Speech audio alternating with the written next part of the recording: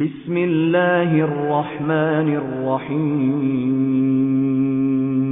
وإذ واعدنا موسى 40 ليلة ثم اتخذتم العجل من بعده وأنتم ظالمون ثم عفونا عنكم من بعد ذلك لعلكم تشكرون وإذ آتينا موسى الكتاب والفرقان لعلكم تهتدون وإذ قال موسى لقومه يا قوم إنكم ظلمتم أنفسكم باتخاذكم العجل فتوبوا إلى بارئكم فاقتلوا أنفسكم ذلكم خير لكم عند بارئكم فتاب عليكم إنه هو التواب الرحيم وإذ قلتم يا موسى لن نؤمن لك حتى نرى الله جهرة فأخذتكم الصاعقة وأنتم تنظرون ثم بعثناكم من بعد موتكم لعلكم تشكرون وظللنا عليكم الغمام وأنزلنا عليكم المن والسلوى كلوا من طيبات ما رزقناكم وما ظلمونا ولكن كانوا أنفسهم يظلمون. أعوذ بالله من الشيطان الرجيم. بسم الله الرحمن الرحيم. وإذ وعدنا موسى 40 ليلة ثم اتخذتم العجل من بعده وأنتم ظالمون. آمنت بالله صدق الله العظيم. رب اشرح لي صدري ويسر لي أمري واحلل عقدة من لساني يفقهوا قولي. آج ہمارے درس میں سورہ بقرہ شریف کی آیت نمبر 51، 52، 53 اور 54 ہے۔ ان 4 آیات میں اللہ تعالیٰ نے قوم بنی اسرائیل کے 2 اہم واقعات کا ذکر فرمایا۔ ایک واقعہ یہ کہ اللہ تعالیٰ نے حضرت موسیٰ علیہ السلام کو 40 راتوں کے لیے کوہ طور پہ بلایا کہ وہاں پہ وہ چلہ کشی کرے، اللہ تعالیٰ کی عبادت کرے، اور پھر اللہ تعالیٰ نے انہیں تورات عطا فرمائی۔ جب آپ 40 راتوں کے لیے وہاں تشریف لے گئے تو اپنے پیچھے قوم بنی اسرائیل کی قیادت کے لیے اپنے بھائی حضرت ہارون علیہ السلام کو چھوڑ کے گئے۔ تو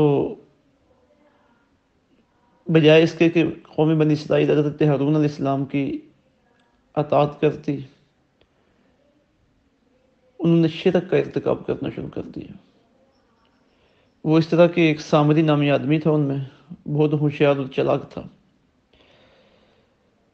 اس نے بنی اسرائیل کی خواتین سے زیورات کو اکٹھا کیا اور ان سے بچھڑے کی شکل کا ایک بت بنا دیا۔ حضرت جبرائیل امین گھوڑی پر سوار ہو کر زمین پہ تشریف لائے، جس طرح کہ وہ اللہ کے نبیوں کے پاس آتے رہتے تھے۔ اب وہ گھوڑی جہاں پہ قدم رکھتی تھی وہ زمین زندہ ہو جاتی تھی۔ تو اس نے حضرت جبرائیل کی سواری کے قدموں سے لگی ہوئی کچھ مٹی اپنے پاس محفوظ کر لی۔ جب وہ بچھڑا بن گیا تو وہ مٹی اس بچھڑے کے منہ میں رکھتا تھا، جس سے بچھڑے کے اندر عجیب حرکت اور آوازیں پیدا ہوتی تھی۔ تو اس نے لوگوں کو کہا کہ موسیٰ علیہ السلام کدھر کوئی طور پہ رب کو تلاش کرنے کے لیے گئے ہیں، معاذ اللہ تمہارا رب تو یہ ہے۔ تو قوم بنی اسرائیل بہت متاثر ہوئی اس عمل سے، اور انہوں نے بچھڑے کو خدا سمجھ لیا اور شرک کا ارتکاب کیا۔ تو ان آیات میں قوم بنی اسرائیل کو یہ واقعہ یاد دلایا جا رہا ہے کہ تم نے ایسے کیا تھا، اپنی جانوں پہ ظلم کیا۔ اور دوسرا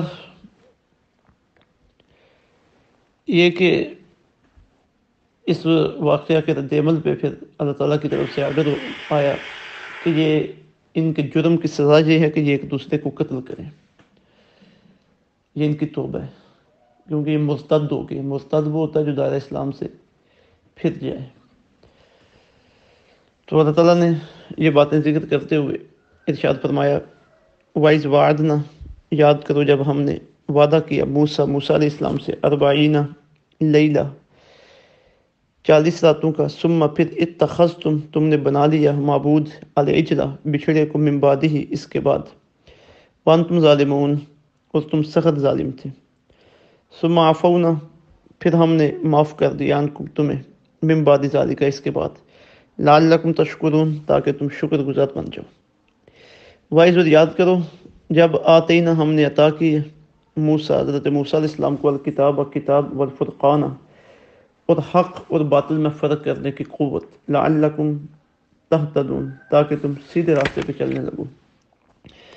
وَإِذْ قَالَ اور یاد کرو جب کہا موسیٰ حضرت موسیٰ علیہ السلام نے لقومہ ہی اپنی قوم سے، یا قوم اے میری قوم، انکم بے شک تم نے ظلمتم تم نے ظلم کیا، انفسکم اپنی جانوں پر، باتخاذکم العجلہ بچھڑے کو معبود بنا کر، فتوبوا پس تم توبہ کرو الی بارئکم اپنے خالق کی بارگاہ میں، فاقتلوا انفسکم اور تم قتل کرو اپنوں کو،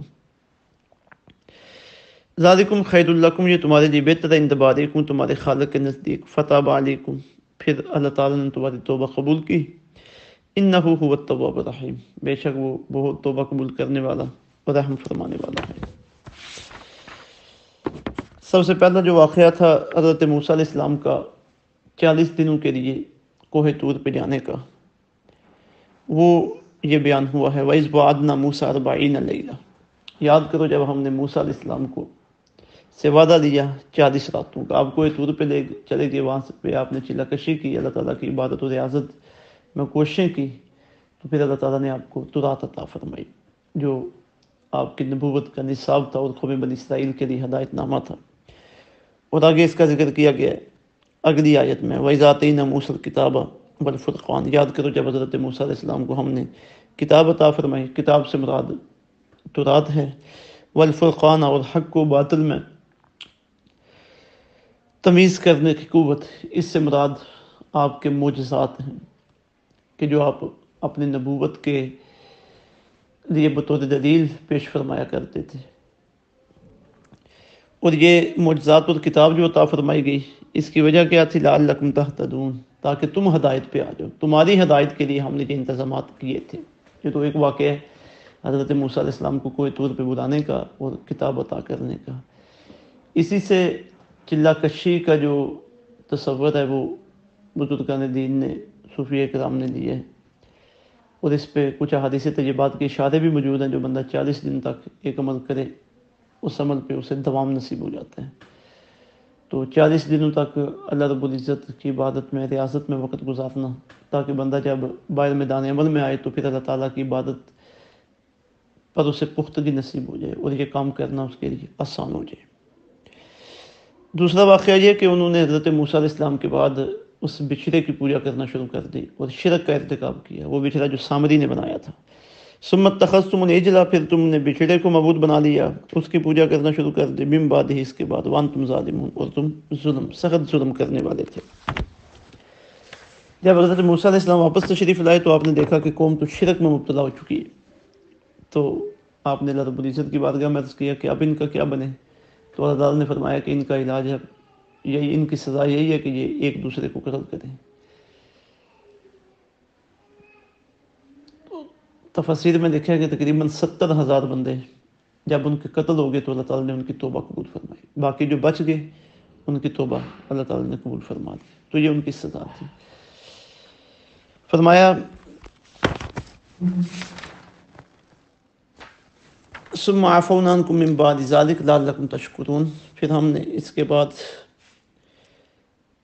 تمہیں معاف کر دیا تاکہ تم شکر گزار بن جاؤ.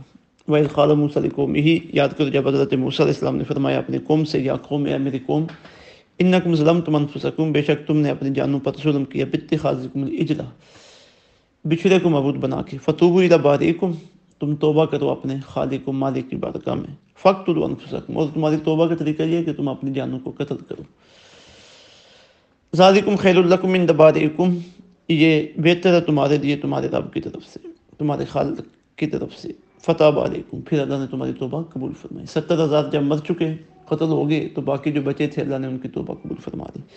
انہ هو التواب الرحیم، بے شک وہ توبہ قبول کرنے والا، معاف کرنے والا، رحم فرمانے والا ہے۔ دو بات بلکہ تین باتیں یہاں سے مزید سامنے آ گئی ہیں۔ ایک یہ کہ قوم بنی اسرائیل کو یہ احسان یاد کروایا جا رہا ہے کہ ہر طرح کی تمہارے اوپر کرم نوازیاں تھیں، پھر بھی تمہارے باء و اجداد نے شرک کا ارتکاب کیا، تو ہم نے پھر ان پہ کرم نوازی کی، ان کی توبہ قبول کر لی۔ اب تم بھی رائے راست سے بھٹک چکے ہو، میرے محبوب صلی اللہ علیہ وسلم تشریف لے آئے ہیں، ان کے ہاتھ پہ اسلام قبول کر لو، اور تمہیں دوبارہ توبہ کا موقع دیا جا رہا ہے۔ اب بھی توبہ کر لو تو ہم تمہاری توبہ قبول کرنے کے لیے تیار ہیں۔